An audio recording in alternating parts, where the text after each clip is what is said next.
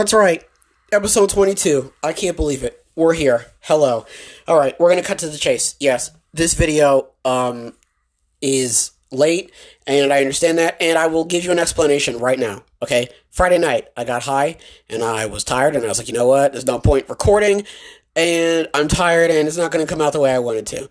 And then Saturday, I don't know what happened. Maybe it was the weed. Maybe it was just something was on my mind. I have no idea. But Saturday, I was just not in the right headspace, and I was just like, you know what? I don't want to do anything. Nothing. I didn't record. I didn't do anything. I mean, I didn't eat until like 8 o'clock at night. I don't know what was going on. Again, might be the weed. I don't know. Okay. If you frequent WebMD, sound off in the comments. Okay. And then, yeah, I just wasn't feeling it that day. And then also, I thought that I lost the recording, and then it turns out I didn't.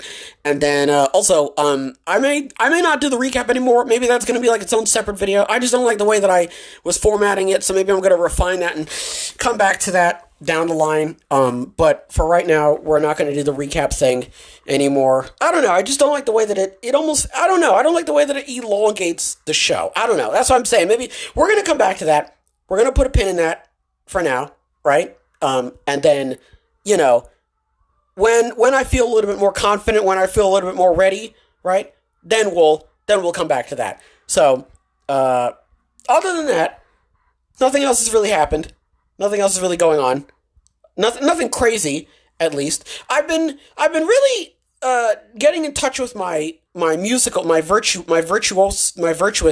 Is that a word? Virtuous. I don't even want to touch this phone, okay? Because I had the phone in my hand the last time I was doing stuff while I was recording, and it kept knocking which is my fault.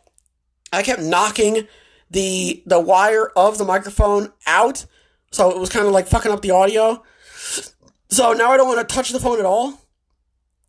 Virtuous, not virtuo with the virtuous. Is that a is that a word having or showing high moral standards? Well, I mean, I would like to think that I operate on a very, good moral compass, I guess. So maybe I am virtuous. I don't know what's going on. Okay, I've been having it's been a very different week. It's been a very different weekend so far. Just the weekend that I've been having, which has been very different, So I'm fine with moving around and shifting around in my bed, but I don't want the phone in my hand, which is probably not a good idea anyway, because I talk with my hands. So maybe it's not a good idea to be having the phone whipping around and all that sort of stuff, because it would 100% knock the wire out. But I'm in my bed and I want to be comfortable while I talk to you for 45 minutes to an hour. And you don't want the podcast to get too long. You don't want it to be too long. You want it to be long enough where you can sit and digest it and remember everything that was said, but you don't want it to be so long to the point where you're not really listening to it. It's merely just background fodder that you kind of tune in and out of, you know what I mean? So, and even if you do that anyway, I'd still rather it be an hour. Also, Jesus and the Disciples, I'm going to give a shout out to the Cultaholic Wrestling Podcast. Their podcast goes on for like 3 or 4 hours. And the segments and the fact that there's 3 people bouncing off of each other, that makes a lot of sense, right? It's just me. I cannot sit here and talk to you for 4 hours. You're going to want to find out where I live and kill me, I would want to find out where I lived and kill me, So, oh, geez, see? We gotta make sure that the portions, right, are digestible enough that we can operate on a functional level. And I think keeping it to about an hour or lower is decent, Any minute over the hour is fine, but once it gets to like an hour and a half, it's like, okay, I'm in here. I'm in this for the long haul. You know what I mean? I've got to strap in. This isn't a podcast that I can just turn on while I'm making clay. I really gotta sit down and listen to this. I don't know what I'm talking about, folks. I don't know what's happening to me.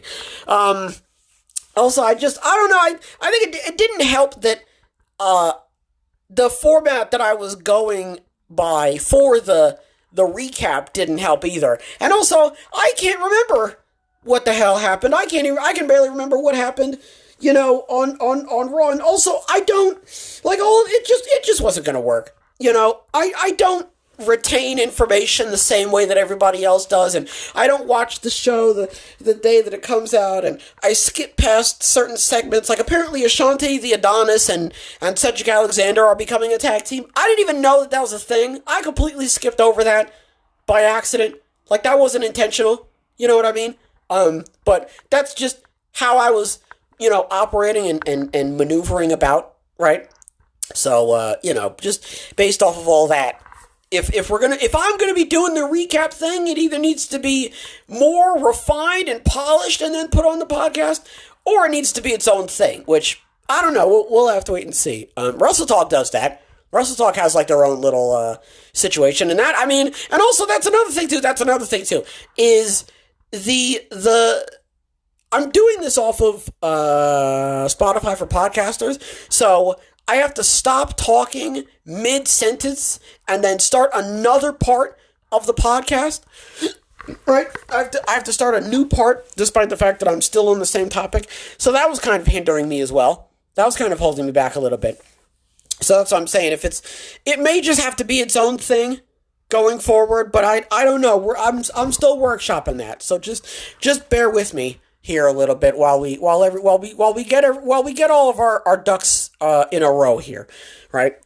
So giving you a bit of an explanation. This one is still coming out on Sunday at the time of this recording. Well, at the time of this upload, you should be listening to this on Sunday. It should just be like late, and that's really the only difference. So without further ado, folks, okay, we're not going to waste any more time. We're just gonna jump straight into it here.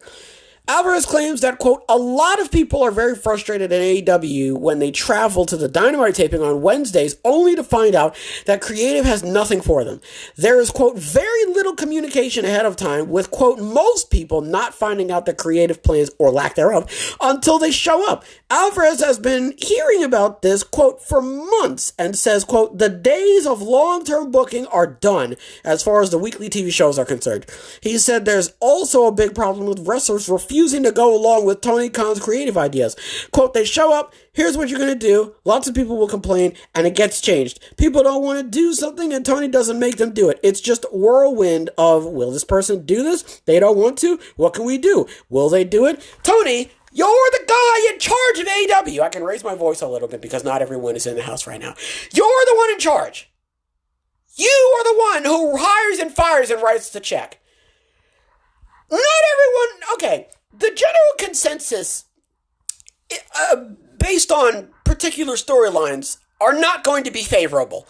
But you're the one who makes the decision. Vince didn't give half a shit if someone liked the wrestler, didn't like the wrestler. If that was the case, Roman Reigns, the tirade that he went on from, like, God, what, like 2014 to, like, 2020? It wouldn't have been anywhere near significant if Vince gave even a morsel of a fuck about what people thought about how he handled the product.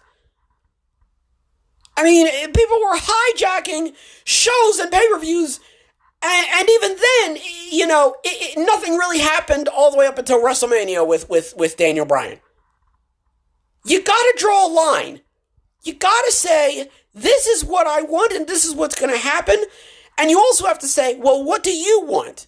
Right? What do you think should happen? It's the same exact thing with streaming. On one hand, no, I'm not streaming this fucking dog shit game. No, Jeff, I'm not playing a fucking video game on Steam where you have to take pictures of schoolgirls' panties. I'm not doing that. I don't want to play that video game where I'm a fucking, first of all, where I'm a pedophile, okay, walking around trying to take pictures of underage people's underwear. I'm not playing that video game. I don't want to do that. But on the other hand, you have to say, I'm not playing that. However, what game would you want me to play? What game do you want me to play? Give me a list of video games, not Galgun. I think that's what it was called. It was like Galgun 2, which is a game you can't even play on Twitch, by the way. Give me a list of games that you want me to play, and maybe I'll consider it. Because let me tell you something right now. Chris Jericho, okay, and well, to be fair, Kenny Omega and the Young Bucks, they're EVP, so technically they make the decisions, right? But even then, Tony Khan is the one who makes the decisions. He's the one who hires and fires. So if Tony Khan wanted somebody to go in the middle of the ring and take a shit, that would be they would have to do it because Tony Khan told them to. Okay? To a certain extent, you can't force somebody to do something. But if you are coming to someone with a myriad of different storylines and they're saying no to all of them, eventually you're going to have to wake up and be like, all right, look, this is how it's going to have to be. This is the storyline that you can... Come here. Hey, you're gonna go out there and you're going to walk out there with a fucking mop in your hand and it's going to have a fucking smiley face on it and you're going to fucking kiss it. Hey, you, come over here. Here's a fucking mannequin head. You're going to walk around with that fucking mannequin head whether you like it or not. You understand me? You're going to get shocked. You're going to be thrown into an electrical panel and you're going to get electrocuted, and then for the next, fucking, 6 to 8 weeks, you're going to start, going ooh, ooh, ooh, and stuttering and all that. That's what you're going to do. All right? None of this bullshit where it's like, oh, well, I don't want to do that. Well, I can't remember the time that I gave a fuck about what you had to fucking say about that. Because last time I checked, I'm the one who's sitting at the fucking head of the table making sponsors and phone calls and meetings and all this and having to go on interviews and talking about the fucking company.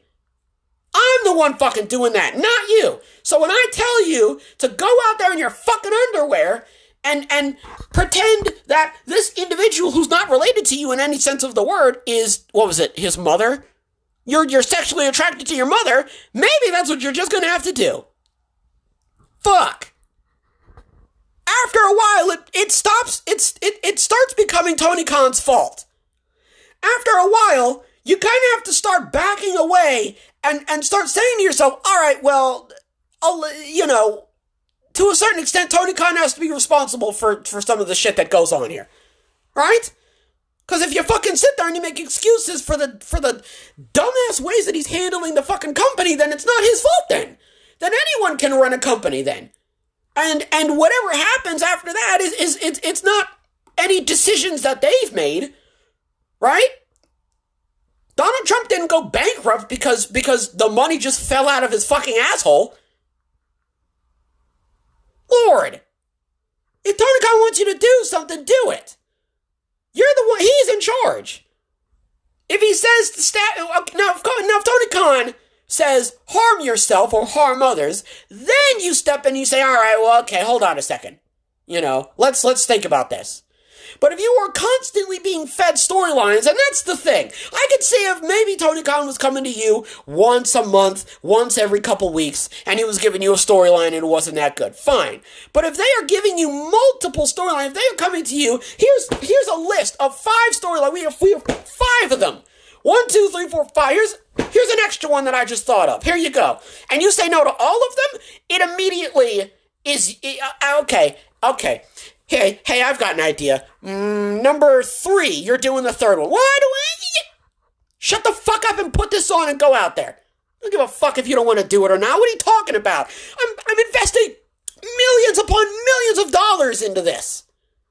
I'm not doing this shit for my fucking health. Matter of fact, I am doing this for my health because it's paying for my health. I'm about to just sit here with my thumb up my ass waiting for you to come to me with a dog shit storyline where you're a witch doctor or some dumb shit. You're a drill sergeant or something. Oh, cool. Lord have mercy, baby. Yeah. I've got an idea, Tony. Hey, here's a storyline that I've got. My wife wants to fuck someone else. So I've got an idea. I'm going to jump out of the cake that they made and I'm going to get kicked in my dick hole and look like a fucking schmuck in front of my actual wife. That's the idea that I've got. And no, I'm not saying that Rusev made that idea. I'm saying that not everyone is, and this is the thing that I always think about whenever I think about Twitter and YouTube and some of the comments and all that. Like, some of y'all think that y'all are Mozart on the sticks when it comes to storylines. And some of you are. and some of you are not. But those of you who are not are way more vocal about how incredible you are at making storylines than the people who are kind of like off to the side. Right? And that's why I never claim that I can make better storylines or coherent storylines. I can barely fucking get out of bed without hurting myself. I can barely fucking eat food and drink water without choking. I know I can't come to you or anybody with a storyline that means something that can be stretched out, And I've noticed that too, the no long-term booking thing. I've been noticing that lately. No one really has any developing storylines as of right now. I mean, the Undisputed Kingdom, that's not even a storyline anymore.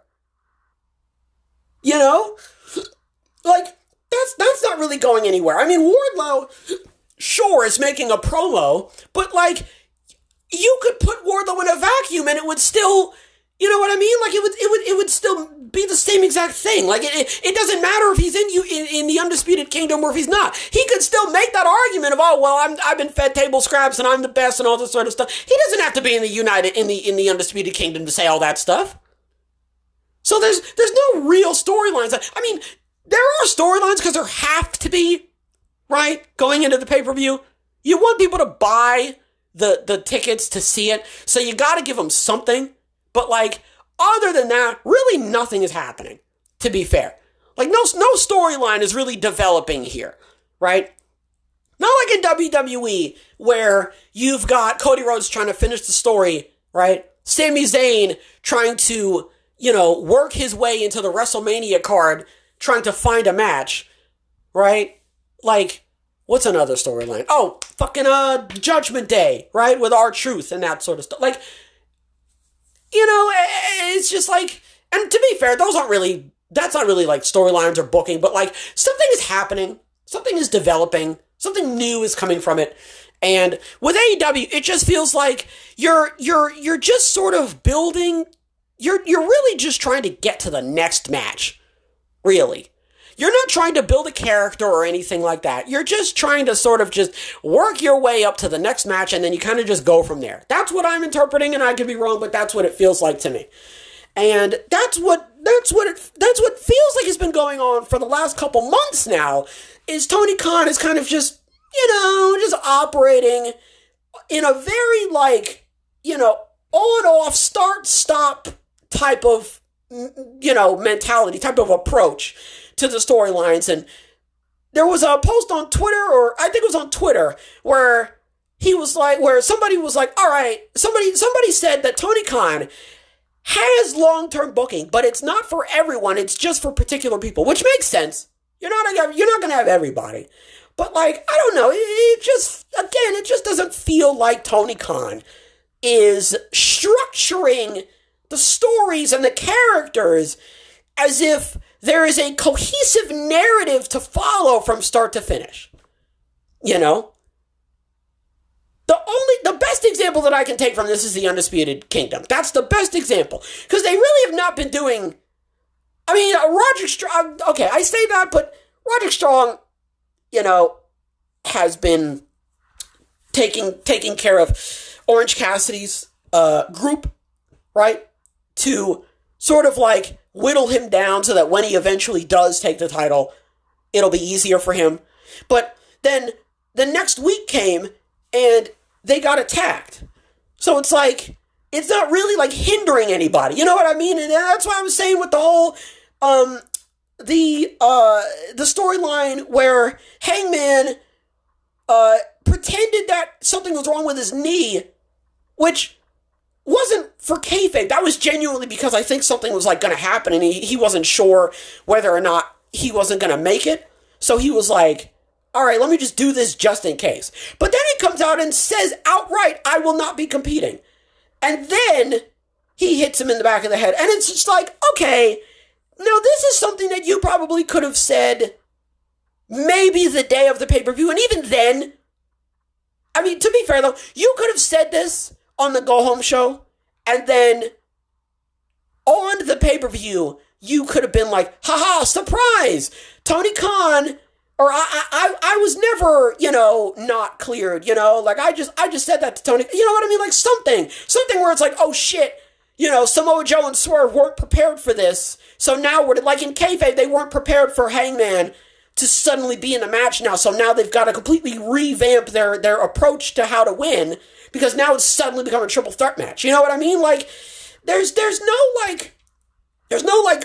step 1, step 2, step 3, step 4. It just sort of feels like we're going to step 1 and then we're on step 4 and then we come back to step 3 for a little bit. And I don't know what I'm talking about. I'm just going off of my dome piece here, man. And it just objectively feels as though AEW is not sticking to a cohesive narrative like WWE is.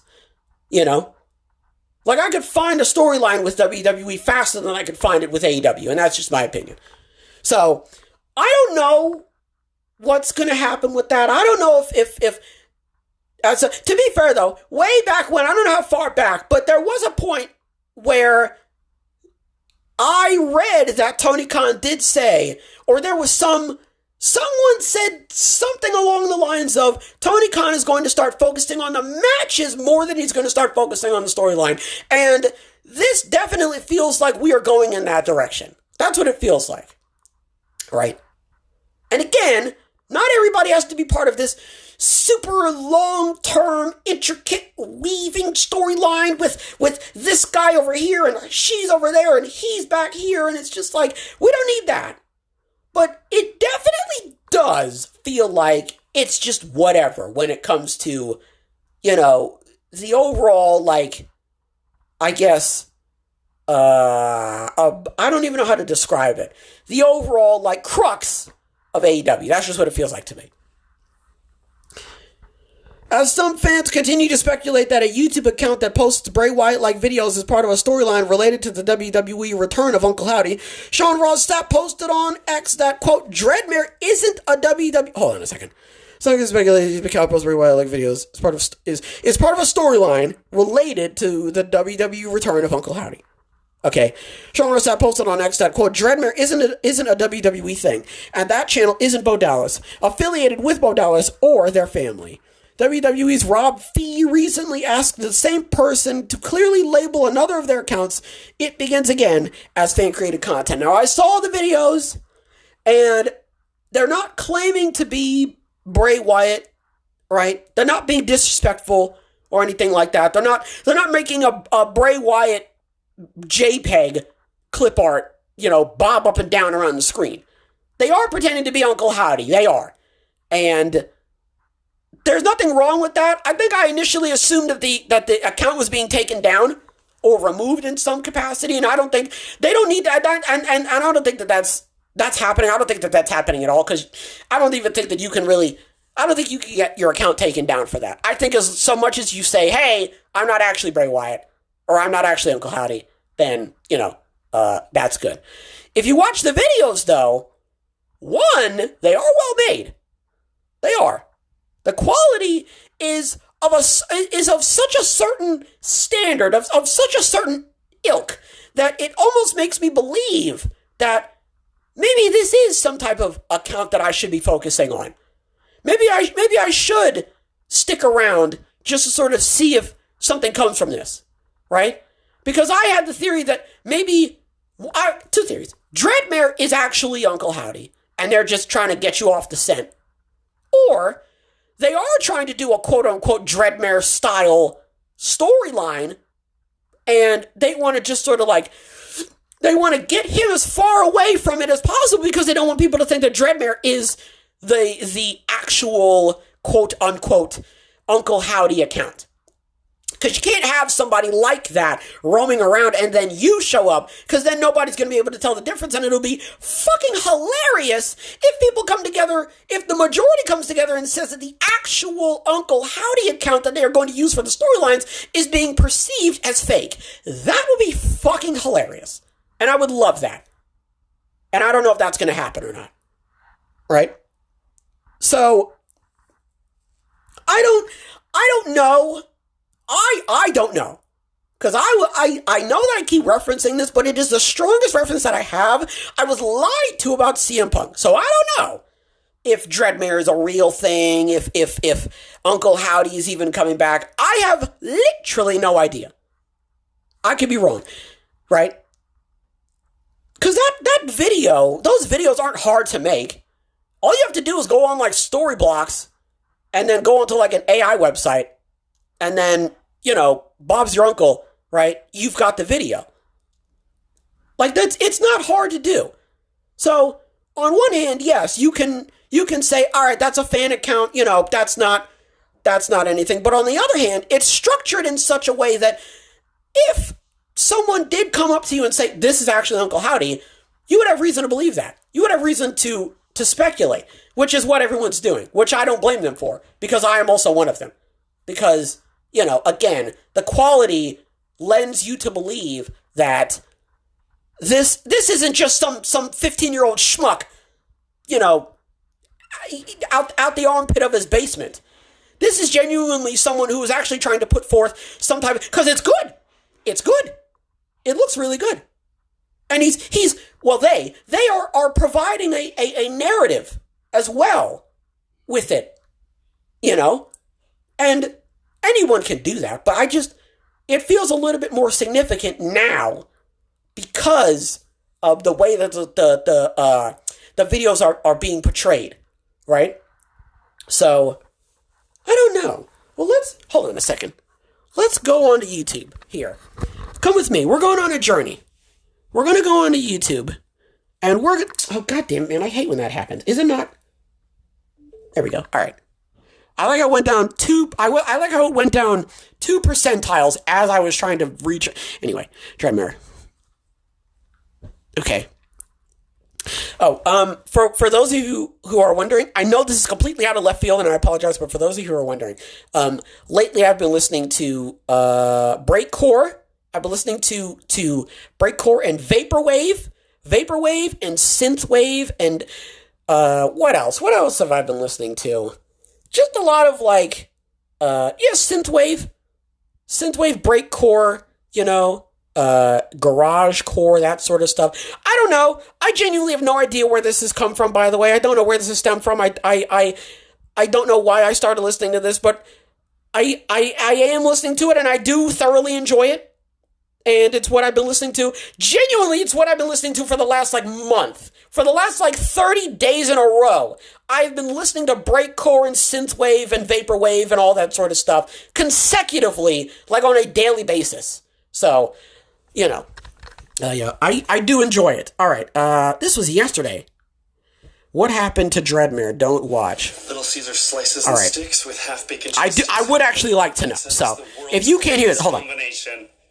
As a PB&J, I find out the links from the Dreadmare channel because it was. Oh yeah, I started watching this. That's right.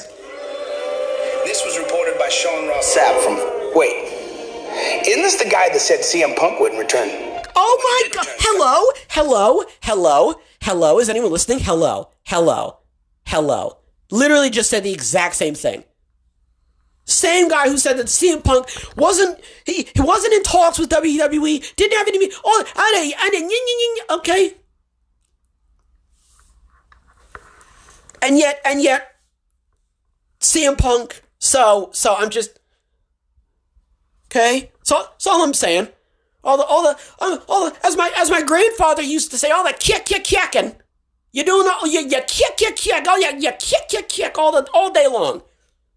That, and he used to, whenever he used to, my brother said that whenever my grandfather used to watch whenever my grandfather used to see that my older brother was playing video games, he'd be like, you push knob all day. That's how he used to say that too. But listen, Sean Ross Sapp did say that. He said, hey, listen, no affiliate, all that sort of stuff, and yet CM Punk is here. So, just saying, folks. Okay? He's also referencing the fact that there are outlets that are saying that he's not real. He's playing around with that. He's fiddling with it. He's getting his hands in there. Right? Because if it was a fan account, I don't know. If I was a fan account, I wouldn't even say anything. I would just carry on business as usual. I would be see, and this is the thing. But I'm a different person. I'm not the same person as Dreadmare. Right? If I was a fan account, just a fan account, no affiliation. And I was reached out and I said, hey, and someone reached out to me and said, hey, stop that. I'd be like, okay, sorry. And maybe I would even go so far as to make a video to be like, hey, I just want to let everybody know I'm not actually Uncle Howdy. Please don't sue me. I genuinely, because just to cover all my bases, just for posterity, right? Because I wouldn't want anybody to come up to me and slap some type of legal, issue upon me, right? So I would come out and be like, hey, listen, I'm not him. So, well, it's 4 minutes long. We're 1 minute in. Threw a fit online. But never mind. They want to keep things hush-hush. But they can't resist the allure of stealing a good idea. It's almost as if they think their fans won't notice. In other news, Sean Spears made a return to World Wrestling Entertainment. Okay, so he's just doing the wrestling news. That's great. Shout out. I do want to give a shout out to Sean Spears. So I don't know, and this is why I keep saying this over and over and over and over and over again. I don't know. If I'm peeking the mic, by the way, I apologize. I get emotional. Leave me alone. I don't know. So either Dreadmare is an actual account, or fucking it's not an actual account and he just doesn't care, or they don't care. They don't give a shit. Which I respect. I like that. Fight the power, all that sort of stuff. You can't silence me, eh? I like that. So I'm curious, right? I'm very interested. I am intrigued. That video that we were just watching, that was uploaded yesterday. That was uploaded yesterday and I watched a minute of it? What the fuck? Okay, I didn't mean to click that. Damn it. I clicked that. All right. So we'll see. We shall see what ends up happening with that, folks. The Wrestling Observer notes Tama Tonga, who just left New Japan Pro Wrestling, is headed for WWE. Now, I read that and I just thought of something. AJ Styles is kind of having a bit of a renaissance right now. AJ Styles is kind of going through a bit of a phase at the moment. Who's to say Tama Tonga can't show up and help him out? Be some type of manager. So I don't know. I don't want them to be a tag team. I would want them to be sort of like, I want them both to be singles competitors. They both just come out for each other for their matches. I don't know when Tama Tonga is going to show up. I do remember, now they did say, they were like, we want to hire, but we can't because there's a hiring freeze. So we can't do anything. But it's over now, and I don't know when he could potentially show up. So, because I don't think there's any speculation on when he's going to show up. But he is on his way, and Julia is also supposed to be following him, but she's tied up right now with my man trying to get what's his name, Rossi Ogawa, his new promotion, right? Let's see here. Let's go to news. Let's see. SE Scoops shouts out to Aaron Varble on SE Scoops. WWE sources have confirmed that Aloisio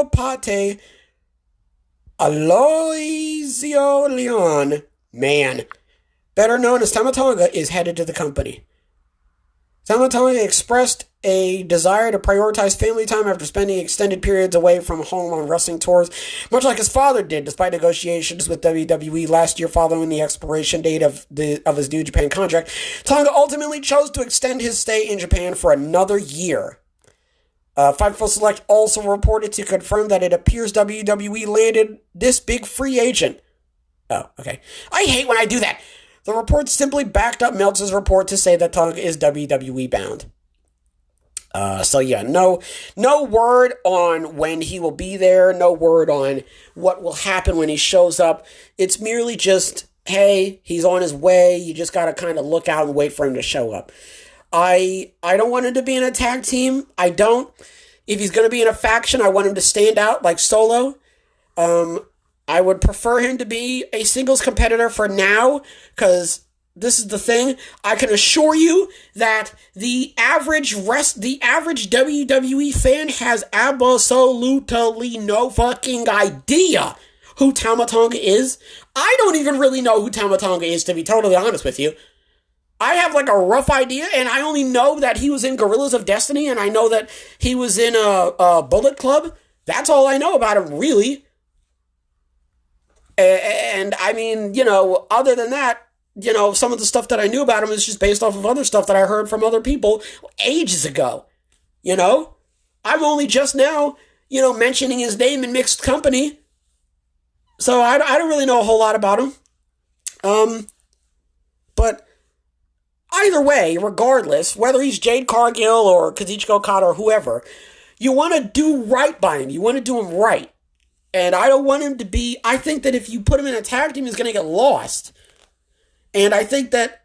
And this is the same thing I said with Kazuchika Okada is... This is someone... And I mean, man... If they had gotten Kazuchika Okada, it would have been better because Kazuchika Okada is a bit more of a household name as opposed to Tama Tonga. So, putting Tama Tonga in a tag team probably wouldn't help as much because, the casual fans don't know who he is, and I think that it's best if you get the casual fans on board sooner rather than later, And we're not in the McMahon regime anymore, so you definitely can. I said the same thing about Okada. You can go back and you can pluck New Japan matches out from the library, from the archive, and you can, or New Japan vignettes. I don't know. I feel like that's what I'm saying. I feel like now you can do it. I feel like no one is going to be afraid or apprehensive or defensive or tribal in the sense of like, well, I don't want to reach out to New Japan. It's WWE all the way. Well, we can do it. We don't need them. It's like, no. You need the library of his matches and the promos. Maybe not the ones where he swears, but you need that to show people, hey, this is who this guy is. So, well, okay, well, why can't we do that matches? You can, but you need to let people know that this isn't just some random guy that just blew in from Stupid Town. You need to tell these people who this guy is and why you need to look at this guy and why he is important, But then I think about Jade Cargill, and I think that because she came from AEW, and AEW is more so trying to be an alternative to WWE, whereas NJPW is not really trying to be an alternative to anything. It's its own WWE, it's just in a different part of the world. I think that helped Jade Cargill a little bit, because more people are going to be... Listen, I can assure you that there can be an entire room filled with just NJPW fans, just as much as there can be an entire room filled with just AEW fans. So, the point I'm trying to make is that it's more plausible that more people know about Jade Cargill just because of AEW being so close to WWE, as opposed to more people knowing about Tama Tonga in NJPW, despite the fact that WWE doesn't really mention NJPW all that much. And they had Shinsuke Nakamura. And even then, to be fair, when Shinsuke showed up, they weren't really although... Man, and I wasn't even watching NXT back then, so, I don't really know, what they were saying about him back then. I don't know. This is the thing. Tommy End and Samoa Joe and stuff like that. So many people come from so many different parts of the world, and it's just do you know about him? Do you? Because I could point to a random fucko in the crowd, and he could be like, I know everything about him. And I could look at the guy next to him, and the guy next to him could be like, I have no idea who this person is. So, the wrestling landscape is... the name of the game for the wrestling landscape is subjective. That is the name of the game, is subjective. A match that was rated -5 stars by Brian Alvarez could be someone's magnum opus. You know what I mean? It could be someone's comfort match that they watch. Shawn Michaels versus The Undertaker WrestleMania 25 could be the worst match to somebody. And to me, it's the reason why I got into wrestling in the first place. You know what I mean? There's levels to this. But I think the general consensus is that Tama Tonga is not going to be Tama Tonga is not going to be widely known. Not as much as Kazuchika Okada, not as much as Jade Cargill. And that doesn't take away from his tenure. It's just that, unfortunately, there are people that are more popular than him when it comes to NJPW and AEW and stuff like that. And that's just how it is. No one's going to know. There's people out there who have no idea who Jimmy Wang Yang even is. Yoshitatsu. Does anybody even remember Yoshitatsu? Justin Gabriel, Michael Tarver. Does anyone remember them? Percy Watson, Eli Cottonwood. Hello? Does anybody remember them? Y'all don't know about Percy Watson. And he was bald, and he had the plastic glasses with no lenses. Y'all don't know about him. Y'all don't know about Eli Cottonwood cutting a promo talking about how he has facial hair, so he's more tougher and more of a man. Y'all don't know about him.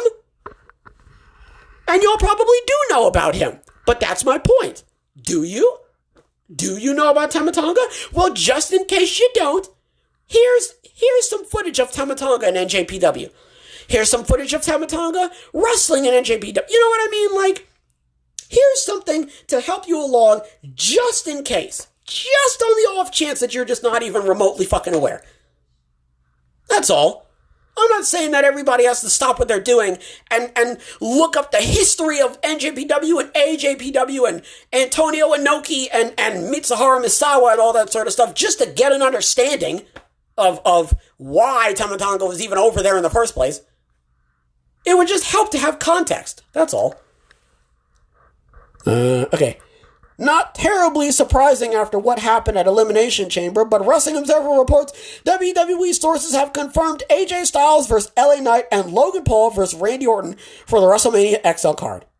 I don't understand why Logan Paul didn't get involved with Randy Orton's match with Austin Theory.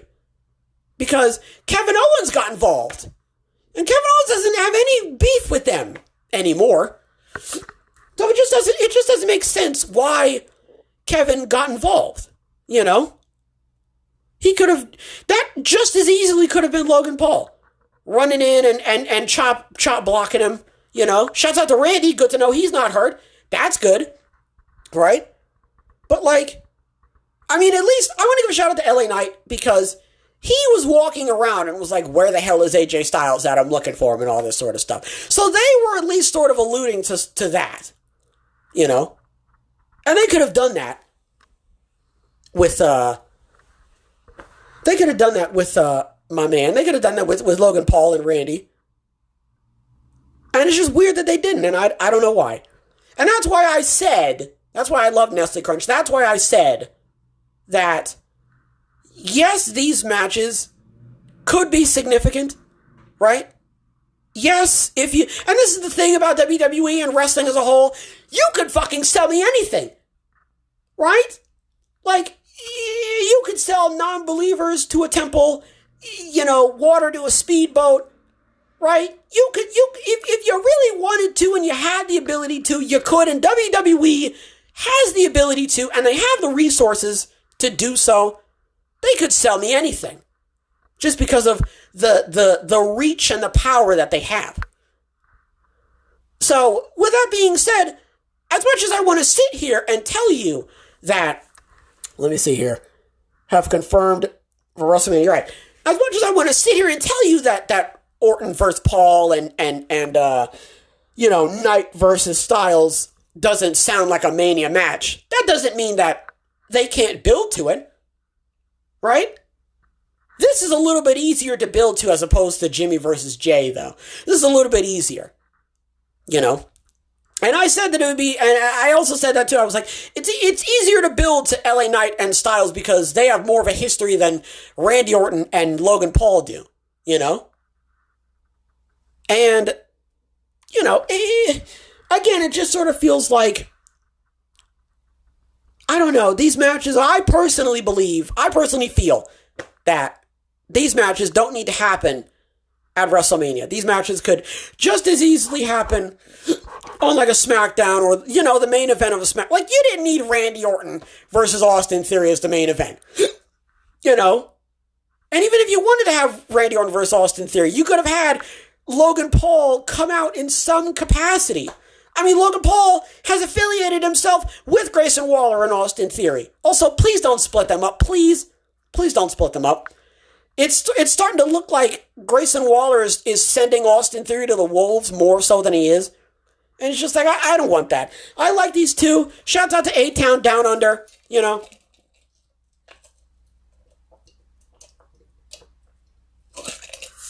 As I sip. But you could have done something with them. Or you know what I mean? Like, I don't know. I don't know anything. So, or the match, and listen, there's so many different things. There's no disrespect towards Randy and LA Knight, and what does LA even stand for? Lawrence Alexander Knight. That's all I got. So, there's nothing against Styles and Knight and Orton and all that. That really should go without saying, to be totally honest with you. I can't believe that anybody would sit here and assume that I would be giving off some type of implication that I don't think that they're worthy enough to be at WrestleMania. That's dumb. They have proven themselves time and time. Also, I'm pretty sure Logan Paul was already at WrestleMania. He was. I forget who he fought. Who did he fight?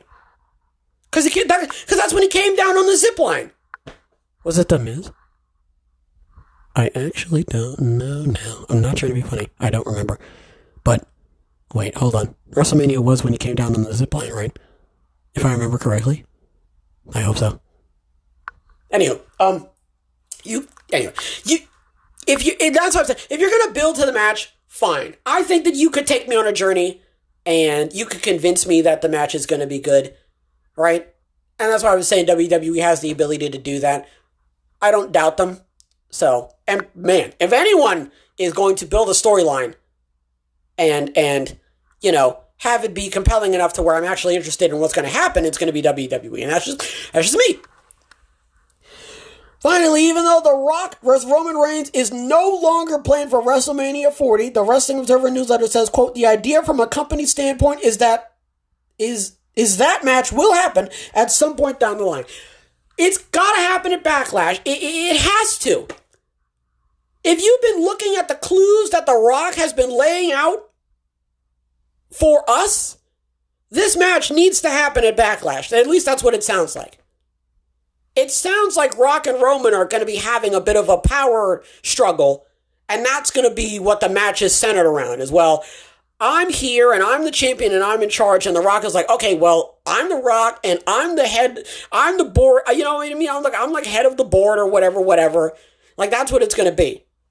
And that is something that needs to happen sooner rather than later.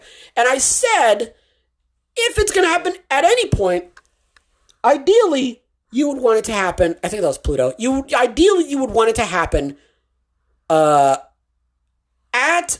or before WrestleMania.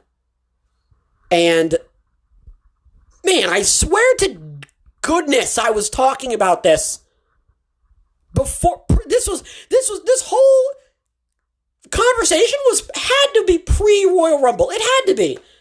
It had to be pre-Royal Rumble. Because I remember when I was talking about Seth Rollins and how he was questionable. It had to be pre-Royal Rumble. This has to be a Backlash. Because at that point, you're taking too long with this. You're taking too long. You're dragging it out for way longer than you need to, and there ain't no reason for you to be doing that. So, and just based off of the clues, it sounds like this is going to happen soon. That's what I'm interpreting from this. It sounds like this is going to happen like within the next, we'll say couple months. We'll say within the next pay-per-view. After WrestleMania. It can't be any time after Backlash, because after that, it's way too long. It's too long, and no one's going to care after that. And well, to be fair, though, I can't really talk about how The Rock is going to be more occupied with, doing his movies and stuff like that, because now he's part of the board now. So there's going to have to be a point, where he's going to be like, all right, I have to go back to WWE. I have to, because now I'm pretty much, one of the head honchos there. I have to go back. So maybe Cena should do that. Oh my God, John Cena should do that. More wrestlers need to be like in charge or in very prominent positions of wrestling companies, of wrestling promotions. I think John Cena should do that. But maybe he doesn't want to. I don't know. But all in all, this match needs to happen sooner rather than later. It can't take too long. It can't. And I think now, more so than before, more so than in the past, we have more of an opportunity to do it because The Rock, he's kind of like set up a camp here. You know what I mean? He's downloaded the camping DLC, and now he can build fires and stuff like that. So maybe that's what the plan is. Maybe that's what the plan was trying to be the whole time. It's like, hey, it's a 2-punch combo. You're in charge, but now you're closer, which means you can do more storylines and stuff. I don't know. You know what I mean? So we'll have to wait and see. With that being said, folks, it's time. It's time for you to pack your shit. Get your docs on the low. I don't even think I sung it right. Sang it? Whatever. Are you packed? Make sure you're packed. Make sure your shampoo is in a separate Ziploc bag so that if it bursts, it doesn't get on your clothes. Because it is now time ladies and gentlemen, we are now going to be making our way over to, we're going to get on the train, and then we're going to make our way over to Rumination Station. That's right. That's right. That sound from the train horn means we have arrived at Rumination Station. Watch your step. Don't fall. Make sure you've got all your stuff. Go back. Make sure you have all your stuff. Check in the overhead. God. Because y'all love doing that. The train ain't even stopped yet, and y'all standing up getting your shit. You're not supposed to be standing, first of all. You have to wait until Anyway. Are owls actually all that wise? This is by Anna Green, and it was posted on February 26th, 2024. For thousands of years, from ancient Greek legend to modern literature and TV, humans have portrayed owls as sage and wise. The intelligent owl appears in everything from the From the Iliad to Winnie the Pooh. But it turns out, though they're excellent hunters, owls probably aren't any smarter than a lot of other birds. In fact, they may be significantly worse at problem solving than any other big-brained birds like crows and parrots. Crows are very smart. I heard ravens were super smart too. One study from 2013 found that great gray owls repeatedly failed a simple cognitive test, pulling a string to get a treat that had been successfully solved by several other bird species. It doesn't help that owls face some steep competition in the avian class. Ravens are often ranked as one of the most intelligent non-human species along with dolphins and chimpanzees. They are super smart. They know how to I don't know how to explain it. You can teach a bird to go fetch you things in exchange for food. Like birds understand. Well, the ravens understand that. Studies have found that some owls actually practice a primitive form of tool use. According to a study published in the scientific journal Nature, burrowing owls have been observed using animal dung to lure dung beetles to their burrows, where they subsequently feast on the insects. However, while animal tool use is always impressive, it doesn't really mean that owls are, quote, wise by any human standards. Owls are extraordinary animals in their own right. They're incredible hunters who have evolved specialized hearing, camouflaging plumage, and unique tubular eyes that help them catch their prey. But if owls aren't mysterious guardians of life's secrets, hiding deep reservoirs of wisdom behind their giant yellow eyes, then why do we so frequently represent them that way? Where does the idea come from? While many cultures feature owls in their mythology, not all societies see owls as wise. In India, for instance, owls are associated with ill-gained wealth and foolishness rather than wisdom. The pervasive myth of the wise owl, meanwhile, likely originated with legends of the ancient Greek goddess Athena, the goddess of wisdom, the goddess of wisdom, Athena was often portrayed in art holding an owl or described in literary works as owl-eyed or, quote, even owl-faced. Owls' large eyes may have led to them being typecast as wise sages in literature. The bird's striking peepers may not hold the answers to the mysteries of the universe, but they do serve a special purpose. The size enables a sort of night vision, allowing them to spot faraway prey in the dark. But the saucer-like eyes are not without their flaws. Up close, the world becomes blurry, so owls use the small, bristly feathers on their beaks and talons to feel their immediate surroundings. Because their eyes are tubular instead of spherical, meaning they extend far back into their heads, owls can't roll them around their sockets. Instead, they have to move their entire heads to look around, which they can do 135 degrees in either direction. So, I want to give a shout out to Avatar, because Avatar was also like that as well. Avatar The Last Airbender, they had the wise owl in the ancient library that was underneath the sand in the middle of the desert. There was an owl that was protecting all of the knowledge of the world, and he didn't want anybody to take the knowledge for themselves because he didn't want them to use it in the war and all that sort of stuff. And, what else? I mean, there's also I don't know if you guys know this, there's the Zizal owl. He's pretty wise. He wears, like, glasses, and, you know, he's seen as pretty smart. So, I don't know where owls came from. There's also the owl, I don't know if you guys remember this, there's the owl in the Tootsie Roll commercial where he's like, Mr. Owl, how many licks does it take to get to the center? How many licks does it take to get to the center of a Tootsie Pop? And he goes, let's find out, you know? So, I don't know where that came from. The whole owls being smart. Owls being smart. What else? Poodles being associated with very, like, wealthy, high class individuals. Pomeranians also being associated with wealthy, high class individuals. I don't know where anybody got the idea that Rottweilers and Pit Bulls are like these super tough, dangerous breeds, because I've seen 1,000,001 different videos of Pit Bulls and Rottweilers where they're the cutest babies, oh my goodness, and you're so sweet, oh my goodness. I would love a Rottweiler, man. I would love a Rottweiler. And I would name him something like Pinky or something. Because he's just a little mister. He's good with his fat head. He don't know anything, man. Gosh. I can assure you that there's Rottweilers and Pit Bulls out there that get scared of their own farts. I'm not trying to hear that. So, I like that, though. I like that there's, like, certain narratives of animals, right, being, like, pushed around and stuff that everyone kind of just assumed was just, you know, the norm, you know? But I also kind of like that it's not really the truth, you know, and there's so many different reasons as to why. Just based off of, like, speculation and mythology and stuff like that. It's like, okay, well, you say that, but studies have shown that they're not actually that smart, and they don't really operate on a very intellectual level. And yes, they do have a couple of instinctual, like, you know, mannerisms, like the dung trying to get the dung beetles and stuff like that, but, like, that doesn't really make them, like, super intelligent, you know?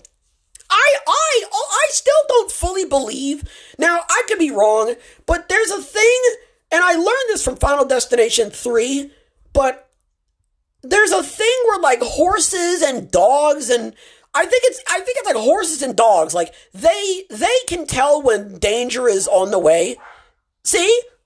You see? Like, dogs, like, have, like, a sense, but I don't know how true that is, right? I don't know if that's, like, a thing. I don't know if you heard my dog, but Coco just barked. But I don't know if that's true.